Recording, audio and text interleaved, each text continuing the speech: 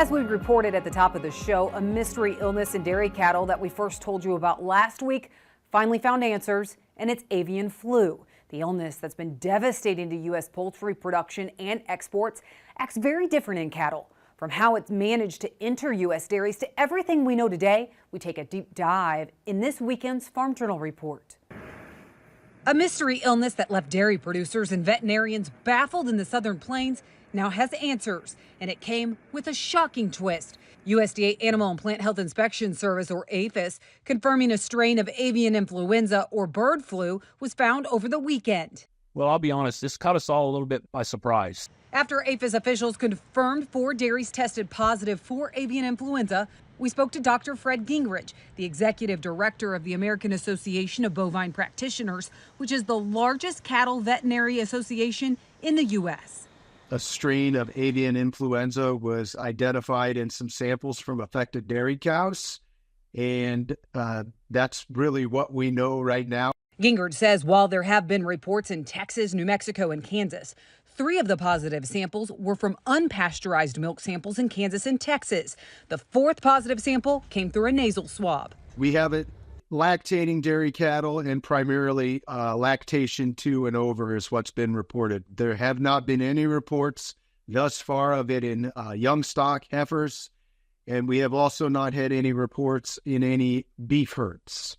Dr. Justin Smith, the Kansas Animal Health Commissioner, also telling AgriTalk's Chip Flory it seems to be impacting older dairy cattle in infected herds. But there's a lot of work being done now to try to better discern exactly what populations and other cows. We just know that those cows are the highest producing cows in the deal, so they're the ones showing the most adverse effects at this point in time. The reported symptoms in Texas, Kansas, and New Mexico include cows simply quit eating and milk production plummets. The lead symptom is that we start seeing these cows go off feed a little bit. Their ruminations, their activity tends to go down just a little bit, as well as then we will also see a dramatic decrease in their milk production. So as these cows progress, their milk production goes down tremendously.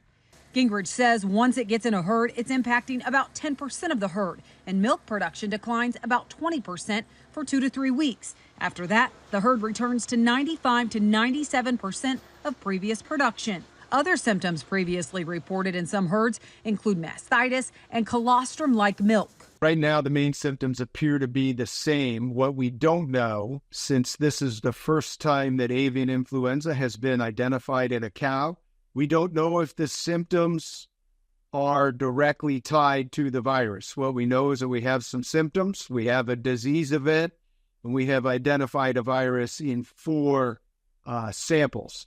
So now the investigation is ongoing, trying to tie it all together. APHIS reporting that based on findings from Texas, the detections appear to have been introduced by wild birds. DNA testing that they're doing on that virus is making it consistent with the flu that's in these wild bird populations out there. And we assume that the same's the case, but there is additional work being done, additional things. But right now it looks like it's a wild bird incursion on our dairies, whether it be from the blackbirds or they have on the dairy. Avian influenza may be new to dairy, but it's taken a toll on the U.S. poultry industry, with more than 80 million birds in the U.S. depopulated to control the disease in commercial poultry flocks. In cattle, as I have reported previously, mortalities or cattle deaths appear to be 0. We don't have any reports of cattle directly dying from this disease. They're doing some genetic work on that, on the virus itself, and it's what we call mammalian markers that do show that give it the opportunity to pass from mammal to mammal, and they're not finding any of those markers in this virus at this point in time. The Texas Animal Health Commission also saying that initial testing by the National Veterinary Services laboratories has not found changes to the virus that would make it more transmissible to humans. There is no evidence whatsoever that this virus has ever mutated to the point where it can become a human health hazard.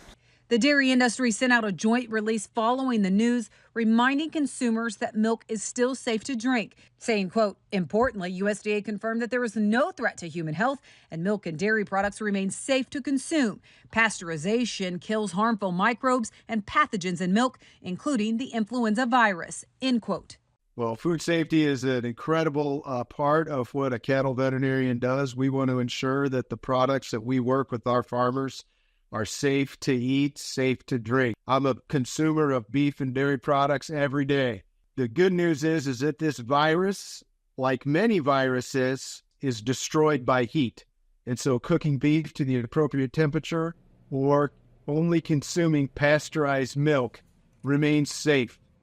Now, Gingrich's advice for dairy producers is if you notice a sudden drop in appetite or milk production in your herd, immediately call your veterinarian to work through a diagnosis. And if you're a veterinarian, he advises vets to be aggressive with diagnostics. He says even though there are 4 positive samples, the investigation is ongoing, and so continue to work with your diagnostic labs and state animal health officials through this. When we come back, why Congress is one step closer to banning the import of beef from Paraguay. Ag Around the World is next.